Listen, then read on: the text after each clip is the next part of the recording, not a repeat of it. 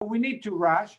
That is, we're aiming for the 17th of March to serve as a virtual graduation event where the children will have an opportunity to see their work presented in a virtual conference, a virtual science fair, with their poster posted and a video clip, if they prepared one, shown as well.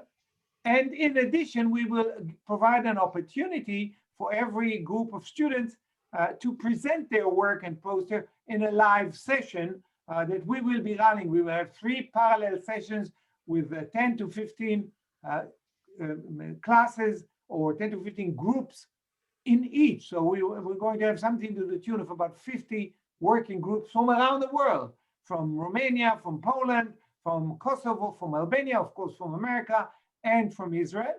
And so they will have an opportunity to present and will have questions asked from the audience. And so your student can come in both as visitors to the show and ask a question and so forth, along with parents, Rotarians, faculty from schools and what have you. And you will have an opportunity to select a few students, 2, 3, 4, a small group that will be able to present your work, and then later on in a matter of relation to the twinning operation, we will have a separate session where twinning schools will present their impressions relative to the twinning, so that we can share what impact it had on our awareness, on the students' awareness of the challenges, and of what can be done to elevate the awareness with the community, with their parents, with their friends, and so forth, as a program going forward, which we had meant to do this year, but of course with the corona, our attention was diverted. But if we do continue and do it going onwards, we will have a chance to increase the awareness. And this is with the goal to make it more than just a Greta Thunberg demonstration, but rather a more knowledgeable of the genuine, real challenges in practice, what they mean in terms of scientific terms and technology, and what the potential solutions are. And towards that effect, we have accumulated a number of presentations in English that give you a portrait of the general problem, as well as 4 or 5 examples of the way we address the challenge, such as seawater desalination and wastewater reclamation or smart irrigation. All of these technologies that are applied in Israel, and how we turn those into a basis for STEM. And this is what we do.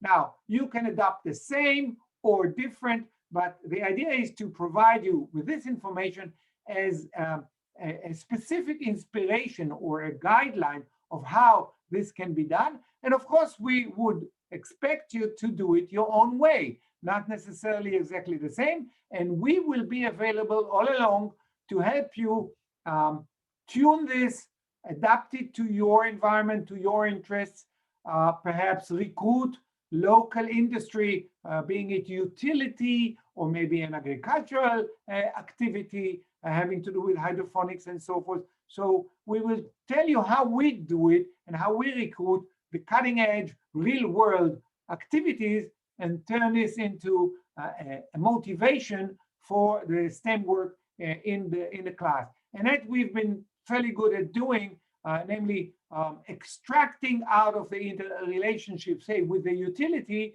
the elements as they relate to schoolwork, basic physics, basic chemistry, life sciences, water quality. What does it imply? What is water quality? How does a utility monitor water quality? What can a student do at home to examine the turbidity and so forth? So these are the kind of things that we do that we will be glad to tell you. Victoria, were you provided with the links to the knowledge base that we've created in English you did. Did you have a chance to go over it and see it? Yes, I have had the chance to look through the PowerPoints. Ellen was able to send all of that information over, so I do have access to all of those PowerPoints. They were wonderful. I even browsed through them as well. And that's what my bachelor's degree is in as well. So I'm very excited to be partnering on this project. Excellent, very good. And we have schools in Israel who are very excited, so we will let our coaches speak. Jason, you wanted to say something? No, I'm okay. Very good. Okay, so what I think, Ram, we will do to get it, ahead. We will let Tamara and Dvir present the schools in Ahskelon and what they do and their point of the thing, and we will move onwards then to Eyal, and we will have those two schools present. So Dvir and Tamara, the floor is yours. I think that Okay, Dvir is supposed to start. Okay, great. Yeah, I got this. I'm sorry I'm not turning on my video. I'm actually driving right now. Hopefully I'll be finishing soon and you can see my lengthy beard, as Amnon said. We're from Ahskelon, a city that specializes in energy production. We have multiple power plants here and a desalination plant, large base of work around here focuses on energy consumption with regards to renewable living and sustainable living. Tamara has been leading a theme of sustainable living in sustainable living and sustainable education with accordance to the 13 guidelines. Tamara will can you expand about the program that you're actually following? The 13 points of sustainable living? Yes, and it's not 13. I think it's around 17, not around exactly 17. The thing is that the students were introduced to those principles in order to maintain sustainable living. And they worked around it, meaning I tried to do my best in order for them to be more passionate about it, is to choose one topic related to those principles and goals, and to choose a topic and to come up with, to create some kind of a research about that topic, and to come up with a presentation stating the problem, what happens in the area, especially in Israel. But if someone wanted to go out of the limits of our country, they were able to do so.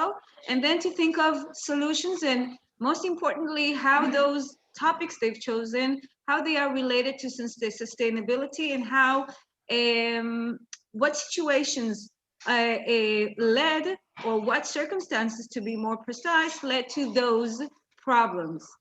And this is what they did. They made wonderful presentations, and we added, of course, I personally added some academic aspects to it, in terms of trying to do my best to help them develop the English language, and how to, if they need to deal with academic articles and academic research. And of course, with the guidance of Amnon and Dvir, especially, and it was but it was very related to what we started 2 years ago. I've been teaching them for 3 years. We started with energy and water related to our area here in Israel and Ahskelon, more precisely. And it was a huge success. This is what I can say, because both our targets were achieved, educating for sustainability and promoting English language learning. So this is in a very nutshell. And, we can offer, this is a very young school that just started. It's their second year, I think, or third year. No. I didn't provide the information. We a very, very young junior high. We've got 3 grade levels, a 7th, 8th, and 9th graders, and it's very it's little, but we have we're targeting to a more profound, and then this is our school agenda. So we're kind of trying to come up to give it more soul, heart, and everything that has to do it, to make it our true agenda, and then to put ourselves here in Ashkelon, and then to how to say, to show everyone that this is our agenda and that we do something about it, more than something. So it's a brand new school. It's lovely. Donna Klein is a wonderful school too. I've been there, and so it's lovely. So in that respect, you share a wonderful environment. Ashkelon, of course, is a very ancient city going back to biblical times. So there are a lot of ancient water facilities there, ancient wells, very unique and so forth. And in fact, there is an excavation just outside the school's fence, like immediately next to the school. So it's really very exciting. And I think it will be lovely for you to join hands. And the school has been working with us from day one. So it's a nice partnership. And I'm glad that we're finally running this twinning activity. So that's a wonderful opportunity. Now we also and just a little anecdote, Amnon. I want to say, Rinat, the headmaster, the principal, is actually my teacher. She used to be my mechanechet, my educator, when I was in junior Home class teacher. She was your homeroom teacher. That's it. And as I said, I want to invite everybody, not just Donna Klein teachers and students, but everybody who wants to participate and understand more about the incredibly rich history, evidence-based history. We have the first Byzantine church ever found in Israel, right next to our house. Amazing collages and incredible Mosaics. 5,000-year-old mosaics, and a 5,000-year-old entrance, a city entrance, one of the earliest fortress ever built in Israel and in the world, is right here in Ashkelon, and it relates beautifully with all the geopolitical issues that we have around here, especially with the solutions that we have with regards to water. And as Tamara said, we have this is the third year we're running this program. We have a lot of information, so we can actually send you a lot of work to review. Okay, one other thing that we're doing because of the coronavirus constraint, we started to take a virtual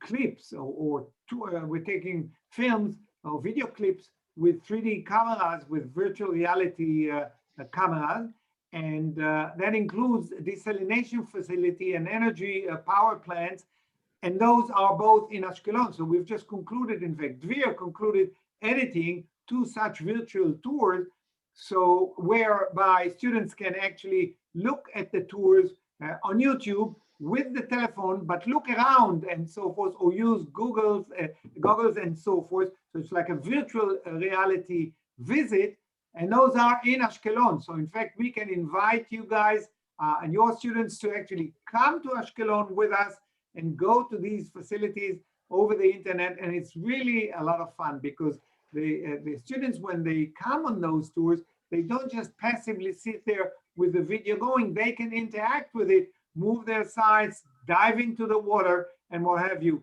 So it's really very exciting. So those are presented, by the way, the desalination facility is presented with links in the presentation we sent you, and you can click in and log into it. And the other one on the power plant has just come out, and we will send you the link on that. I really would like to add to this matter, now that you mentioned that the students did visit those facilities. I mean, now we weren't available to do so. We didn't continue with that, but when they were in the 7th and the 8th grade, that was a part of our program. They visited, and not did they only learn in the classroom itself, but they went outside and learned how it happens, how just by starting with a thought, how to put it to put it in action, how to make it visible and tangible, other than thinking, so that to make them realize that everything starts with a thought, everything starts with something that you think about, and then you can do and make it happen. Okay, so that was the purpose, and they did visit.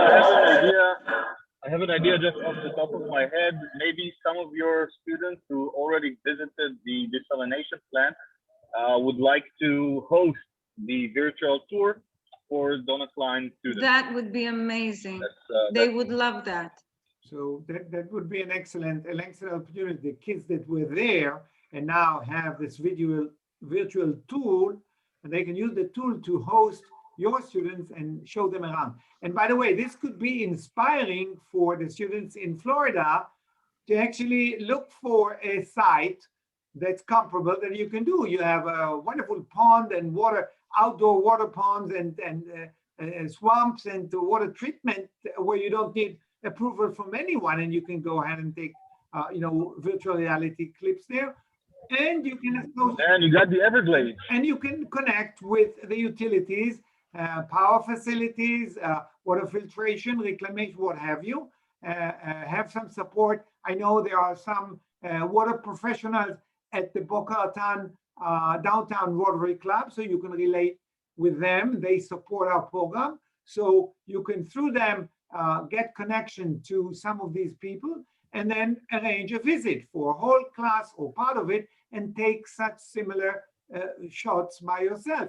The equipment is not very expensive. The camera, very easy to handle, and so then we can help you edit it and turn it, and so you can produce a similar video on facilities from Miami or from Boca Raton, and that would be a lovely opportunity. Maybe they can host back the class from Ashkelon and give them a tour in the Everglades or in a water utility in Florida. I have a lot of friends and connections with the wastewater management district and in the Everglades that I already have started reaching out to as well. And even in another state, my cousin actually works at a wastewater treatment facility. So even if later on down the road, we want to branch it out to not only Florida, but the United States, I also have a contact up in Ohio as well. Wonderful. And if there's any connection with a local school there, then that's even better. So we can connect that. That's lovely. And I would now turn the microphone to Eyal, who leads the activity in Zichron Yaakov, where Zichron Yaakov, is of very significant value for Donut Line because of the twinning arrangement that you've had with them through the partnership in the past, and the school, the horror school with whom you worked in the past. We intended to have the teacher with her today, but I just spoke with her, and unfortunately, her daughter used too much alcohol gel and too much protection sanitizer with her eyes. So now she's in hospital. We know she's going to have clean eyes, but it was very scary. So she's in the hospital now with her daughter, so she couldn't join us. But Eyal, who leads the class, will tell us all about it. Eyal, the floor is yours. Hi. As Amnon said, I'm the coach for the horror school in Zichron Yaakov. Zichron Yaakov is one of the first modern Jewish settlements in this country, and it's about, I think, I'm not 120 years old or something like this. Yes, there's something like this from the very first establishment, supported by the Baron Rothschild and what have you. So very, very old in Israeli terms, in new Israeli terms. And it is. It used to be a village that based mainly on wineries, but today is, I would say, a suburban town, quite nice, quite green, with a very nice view of the coastal region and the sea, and with a young and growing population. So it's a very, I would say, energetic town. In the nature of her citizens. the school is a primary school, and the class we are dealing with is the 7th grade, and their subject was to learn about the water pumping and how water is delivered to their houses. And they saw some demonstrations. Unfortunately, because of the Corona times, it was all virtual. We usually take them to see and touch the water pumps with of several types, and to experience them themselves. And they wanted to build models of different kinds of water pumps, starting from the Antillean, that was the word, or Antillic? Yes, ancient method of Pumping water and getting it to the people's houses, and to build the models of the ancient pumps and the modern pumps, and we shifted it to a more let's say a virtual project that they are taking advantage of the fact that the water utility in Zichron Yaakov is quite a modern and very well equipped water utility. They have all the water meters at the people's, the citizens' homes are connected online to the water utility. The control of the water quality, the water quality is also done automatically, and they have very nice methods of controlling or reducing the waste or the leakage of water from the system, and they have a very modern מתקן טיהור, wastewater treatment facility, one of the very modern and new technology implemented, and it's a huge water treatment facility. And there again, we took a virtual tour. We just completed it, and with some wording and explanation. It's in Hebrew in the meantime. We'll translate it, but you will be able to track it also in Hebrew. But what's interesting is that Israel leads the world in terms of reclamation of wastewater, and that particular facility leads the activity even in Israel. It's really ultra modern. And what's unique about it is that they are showing how to reclaim wastewater with a very minimal consumption of energy, or practically no energy consumed, which is very important, because when you talk about sustainability and recycling of water and plastic and paper and what have you, if you end up wasting more energy in doing this sustainable recycling, your general ecological footprint is negative. So there's no sense in recycling, say, water, if you're wasting more energy and harming the environment. That particular facility recycles water at a very minimal energy consumption. So it will be very interesting for you to see, and that's a facility in Zichron, along with what Eyal said, along with an ancient well. So what we have in these two cities are this unique combination of ancient water technology and ultra-modern water technology, and you see the change. You see the improvement of technologies, which is what the program with the children, with HITEACH, is all about. Preparing the children for the future, showing them how vital technology is, how challenging the threat is, and the challenge really, and that those challenges can be addressed with technology. But in order to address them, you need to understand science and you need to recruit the motivation of the community and the funding that's required and so forth. So the children have an immediate role. They need to come out at middle school age and realize that they have an assignment to recruit their parents' commitment, their friends, colleagues in other schools and all that, so that by the time they graduate and become 18 and can have a real impact, they know what they want, namely to save the planet for their own future. Water, energy, environment, the forests, everything. So it's a mission, really. And so this turns it into more than just a STEM in sciences. It turns them into a direct mission and responsibility for the children. Okay, I think we're pretty much covered. Yes, go ahead, Tamara.